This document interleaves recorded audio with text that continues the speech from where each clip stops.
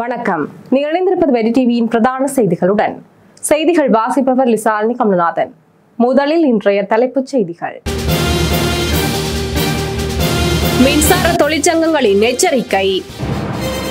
ஐக்கிய தேசிய கட்சி எடுத்துள்ள புதிய தீர்மானம். பாணந்துறை நிலங்கவுக்கு துப்பாக்கிகளை வழங்க ஒத்தாசை வழங்கிய 2 கைது.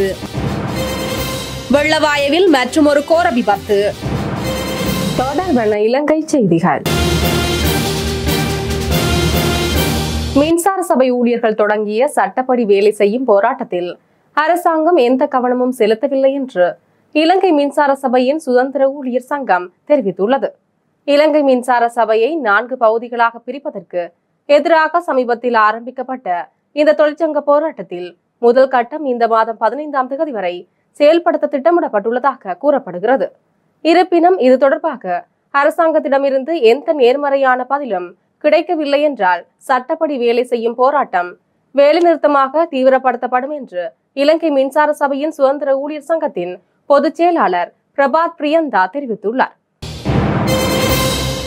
ஆரம்ப கட்ட கலந்துரையாடல்களின் இணக்கப்பாட்டுக்கு அமைய ஐக்கிய மக்கள் சக்தி மற்றும் பிற எதிர்கட்சிகளுடன் தொடர்ந்து பணியாற்ற ஐக்கிய தேசிய கட்சி முடிவு செய்துள்ளது. இதற்காக ஐக்கிய மக்கள் சக்தி உள்ளிட்ட பிற எதிர்கட்சிகளுடன் இணைந்து பணியாற்ற குழு அல்லது இதே போன்ற பொறிமுறையின் மூலம் பணியாற்றவும் ஐக்கிய தேசிய கட்சி திட்டமிட்டுள்ளது. ஐக்கிய மக்கள் சக்தி மற்றும் பிற எதிர்கட்சிகளுடன் பொதுவான பிரச்சனைகள் குறித்து எதிர்கட்சிகளுடன் ஐக்கிய தேசிய கட்சி நீண்ட காலமாக கலந்துரையாடி வருகிறது. அந்த கலந்துரையாடல்களின் இணக்கம் ஏற்பட்ட விடயங்களை தொடர்ந்து செயல்படுத்த ஐக்கிய தேசிய கட்சி முடிவு செய்துள்ளதாக அக்கட்சியின் தவிசாளர் வஜீர அபேவர்த்தன தெரிவித்துள்ளார். அதன்படி ஐக்கிய மக்கள் சக்தியின் வெளிப்படையாக பணியாற்ற முடிவு செய்துள்ளதாகவும் அவர் குறிப்பிட்டுள்ளார். இந்தோனேஷியாவில் கைது செய்யப்பட்டு நாட்டுக்கு அழைத்து வரப்பட்டு தடுப்பு காவலில் வைக்கப்பட்டுள்ள ஒழுங்கமைக்கப்பட்ட குற்றக்குழு உறுப்பினரான பாணந்துறை நிலங்கவுக்கு துப்பாக்கிகளை வழங்க ஒத்தாசை வழங்கிய 2 பேர் கைது செய்யப்பட்டுள்ளனர். அவர் முன்னெடுத்ததாக கூறப்படும் கொலைகளுக்கே குறித்த 2வரும் துப்பாக்கிகளை வழங்கியுள்ளனர். சந்தேக நபர்களிடமிருந்து T56 ரக துப்பாக்கி ஒன்றும் 30 தோட்டாக்களும் ஐஸ் ரக போதைப் பொருட்களும் குந்திரளி மற்றும் 7 கைத்தொலைபேசிகளும் கைப்பற்றப்பட்டுள்ளதாக காவல்துறையினர் தெரிவித்துள்ளனர். கைது செய்யப்பட்டுள்ள 2 பேரும் பாணந்துறை நீதவான் நீதிமன்றில் பிரசன்னப்படுத்தப்பட உள்ளனர். தேசப்பந்து தென்னக்கோனை காவல்துறை மா அதிபராக நியமித்தமை அரசியலமைப்பிற்கு முரணானது என தீர்ப்பளிக்க கோரி தாக்கல் செய்யப்பட்ட மனுக்கள் எதிர்வரும் 2026ஆம் ஆண்டு பிப்ரவரி மாதம் 12ஆம் தேதி விசாரணைக்கு எடுத்துக் கொள்வதற்கு உயர் நீதிமன்றம் தீர்மானித்துள்ளது. இந்த மனுக்கள் இன்று தலைமை நீதிபதி பிரீத்தி பத்மன் சூரசேன, மஹிந்த சமயவர்த்தன மற்றும் அர்ஜுன ஒபேசகர ஆகிய 3 அடங்கிய நீதிபதிகள் அமர்வு முன்னிலையில் விசாரணைக்கு எடுத்துக் கொள்ளப்பட்டன. இந்த மனுக்களை பிப்ரவரி 12ஆம் தேதி விசாரணைக்கு எடுத்துக்கொள்ள நீதிபதிகள் அமர்வு உத்தரவிட்டுள்ளது.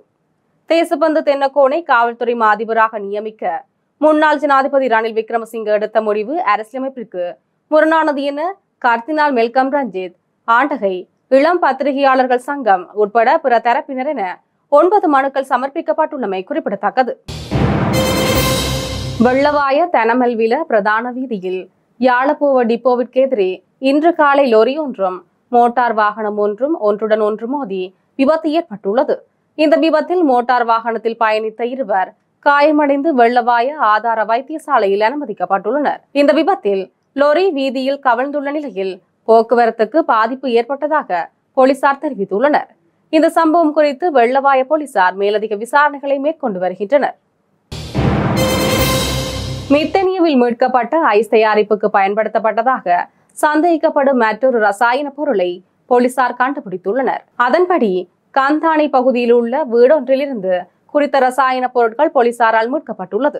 களுத்துறை குற்றவியல் பிரிவிற்கு நேற்று மாலை கிடைத்த ரகசிய தகவலின் அடிப்படையில் வீட்டை சோதனையிட்ட போது வீட்டின் உள்ளேயும் வீட்டின் முன்புறமும் குவிக்கப்பட்டிருந்த ரசாயன பொருட்கள் கண்டறியப்பட்டுள்ளன. கண்டுபிடிக்கப்பட்ட தொகை இன்னும் கணக்கிடப்படவில்லை என்றும் இந்த முகவரியை கொண்ட வீடு மூடப்பட்டு கைவிடப்பட்ட நிலையில் காணப்பட்டிருந்ததாகவும் தெரிவிக்கப்பட்டுள்ளது. சம்பவம் தொடர்பாக இதுவரை எந்த சந்தேக நபரும் கைது செய்யப்படவில்லை என்றும் போலீசார் தெரிவித்துள்ளனர். 2 மாடிகள் கொண்ட இந்த வீட்டை ஆகஸ்ட் மாதம் 11ஆம் தேதி மாதந்தோறும் 1,50,000 ரூபாய் வாடகை அடிப்படையில் வழங்கியதாக வீட்டின் உரிமையாளர் போலீசாரிடம் தெரிவித்துள்ளார். பின்னர் செப்டம்பர் மாதம் 5ஆம் தேதி அந்த வீட்டின் சாவியை வாடகை அடிப்படையில் பெற்றுக்கொண்ட நபர் மீண்டும் வழங்கியுள்ளதாக வீட்டின் உரிமையாளர் மேலும் குறிப்பிட்டுள்ளார். பேலியகொட குற்றவியல் பிரிவின் அதிகாரிகள் தற்போது சம்பவம் குறித்து ஸ்தல விசாரணையை மேற்கொண்டு வருவதுடன் குற்றவியல் பிரிவால் மேலதிக விசாரணைகளும் முன்னெடுக்கப்பட்டு வருகின்றன. தொடர்பான உலக செய்திகள். ஜெருசலமின் ராமோட் சந்திப்பு நுழைவாயிலில் இடம்பெற்ற துப்பாக்கிச் சூட்டில் 15 பேர் படுகாயமடைந்துள்ளதாக வெளிநாட்டு ஊடகங்கள் செய்தி வெளியிட்டுள்ளன. இதேவேளை துப்பாக்கிச் சூட்டில் காயமடைந்தவர்களுக்கு வைத்தியர்கள் சிகிச்சை அளித்து வருவதாகவும் தெரிவிக்கப்பட்டுள்ளது. முதற்கட்ட தகவலின்படி குறைந்தது 2 துப்பாக்கிதாரிகள் இந்த துப்பாக்கிச் சூட்டை நடத்தியதாகவும் தெரிவிக்கப்பட்டுள்ளது. உக்ரைன் மீது ரஷ்யா தனது மிகப்பெரிய வான்வழி தாக்குதலை நடத்தியதனால் ரஷ்யாவுக்கு எதிராக பொருளாதார தடைகளை விதிக்கப்பட வேண்டும் என உக்ரைன் ஜனாதிபதி செலன்ஸ்கி அழைப்பு விடுத்துள்ளதாக வெளிநாட்டு ஊடகங்கள் செய்தி வெளியிட்டுள்ளன. இது குறித்து செலன்ஸ்கி சமூக வலைதளத்தில் வெளியிட்டுள்ள அறிக்கையில் கூறியிருப்பதாவது: ரஷ்யா இன்னும் தாக்குதல் நடத்தி உக்ரைனுக்கு வலியை ஏற்படுத்த முயற்சிக்கின்றது. புட்டின் உலகை சோதிக்கிறார். ரஷ்யாவுடனான வர்த்தகத்தில் பிற கட்டுப்பாடுகள் கொண்டு வர வேண்டும். புட்டின் பேச்சுவார்த்தைகளை விரும்பவில்லை. இவ்வாறு செலன்ஸ்கி கூறியுள்ளார். உக்ரைனில் நடந்து வரும் மோதலுக்கு பதிலளிக்கும் விதமாக ரஷ்யா மீது கூடுதல் தடைகள் விதிக்க தயாராக இருப்பதாக அமெரிக்க ஜனாதிபதி டொனால்ட் ட்ரம்ப் அறிவித்துள்ளதாக தெரிவிக்கப்பட்டுள்ளது. இந்த சூழலில் ரஷ்யாவுக்கு எதிராக பொருளாதார தடைகளை விதிக்க வேண்டும் என செலன்ஸ்கி அழைப்பு விடுத்துள்ளமை குறிப்பிடத்தக்கது. அடுத்து வருவது விளையாட்டு செய்தி. தென்னாப்பிரிக்க அணிக்கு எதிரான 3வது ஒருநாள் போட்டியில் இங்கிலாந்து அணி 342 ஓட்டங்கள் வித்தியாசத்தில் அபார வெற்றி பெற்றுள்ளது. இந்த வெற்றி ஆடவர் ஒருநாள் கிரிக்கெட் வரலாற்றில் முக்கிய இடத்தை பெற்றுள்ளது. முதலில் துடுப்படுத்த ஆடிய இங்கிலாந்து அணி நிர்ணயிக்கப்பட்ட 50 ஓவர்களில் 414 ஓட்டங்களை பெற்றுக் கொண்டுள்ளது. பதிலுக்கு களமிறங்கிய தென்னாப்பிரிக்க அணி சகல விக்கெட்டுகளை இழந்து 72 ஓட்டங்களை மாத்திரமே பெற்று படுதோல்வியடைந்தது. இருப்பினும் 3 போட்டிகள் கொண்ட ஒருநாள் தொடரை 2-1 எனும் அடிப்படையில் தென்னாப்பிரிக்க அணி கைப்பற்றியுள்ளமை குறிப்பிடத்தக்கது. இத்துடன் பிரதான செய்திகள் நிறைவடைகின்றன. நமது அடுத்த பிரதான செய்தியினை நாளை மாலை எதிர்பாருங்கள். தொடர்ந்து இணைந்திருங்கள் வெற்றி டிவியின் யூடியூப் பக்கத்துடன். வணக்கம். Tidak.